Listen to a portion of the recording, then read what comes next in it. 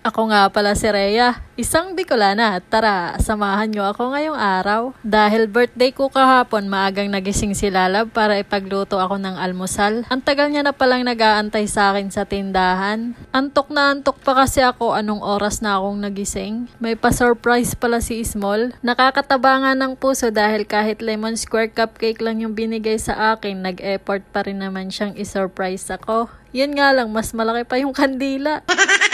Pero natuwa naman ako at na-appreciate ko yung ginawa niya. Aww. Kahit nga wala ay okay lang sa akin. Marami rin kasi kaming binayaran ngayong buwan dahil nagsabay yung pagbayad sa insurance naming dalawa. May kaswitan din naman pala sa katawan si Small. Pagkakain nga namin ay nag-ayos-ayos na muna ako dito sa may kusina. Natapos na kasi yung ginagawa at naisara na ng maayos yung dapat isara dito sa paligid ng kubo. Pati yung sa may bubong ay natapos na rin. Hindi na maaanggihan yung kusina lalo na kapag malakas ang ulan. Malilinis at maayos ko na rin ito sa wakas. Hinugasan ko na nga yung mga plato at mga baso dito. Napuno na naman kasi ng alikabok dahil hindi namin nagagamit. Sa may tindahan na kasi kami palagi kumakain. Kaya baka i-box ko na lang yung mga yan para hindi na maalikabukan. Ayan, malinis na. Bandang mga alas 5 nga ng hapon ay pinaligo na ako ni Lalab. I-date niya nga raw ako ngayon. Sabi ko nga wag na at wala naman kaming budget para doon. Pero dahil mapilit siya, sino ba naman ako para tumanggi, diba? Minsan lang naman daw ako mag-birthday kaya siya na raw yung bahala. Bibenta na lang daw niya yung atay niya pagkatapos.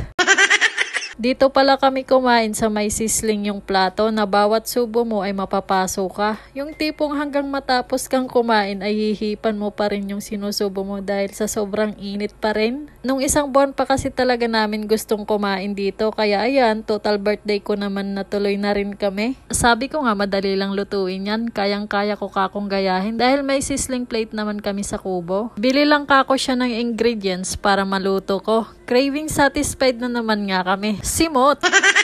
Bitin nga raw sabi ni Lalab kaya ayan nag-dessert na lang kami. Paborito ko nga yung New York cheesecake. Hati na nga lang daw kami pero sabi ko ayaw ko, bili na lang siya ng sarili niya.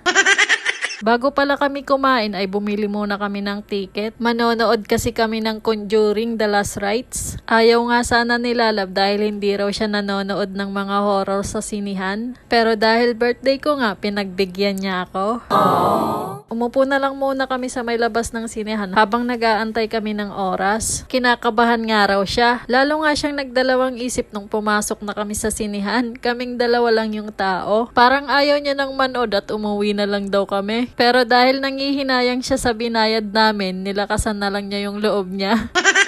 Buti na nga lang at may mga pumasok nung malapit na magsimula yung movie. Medyo kinabahan na rin kasi ako sa totoo lang. Pagkatapos nga ng movie ay umuwi na rin kami. Yun lang, tapos na. Bye-bye!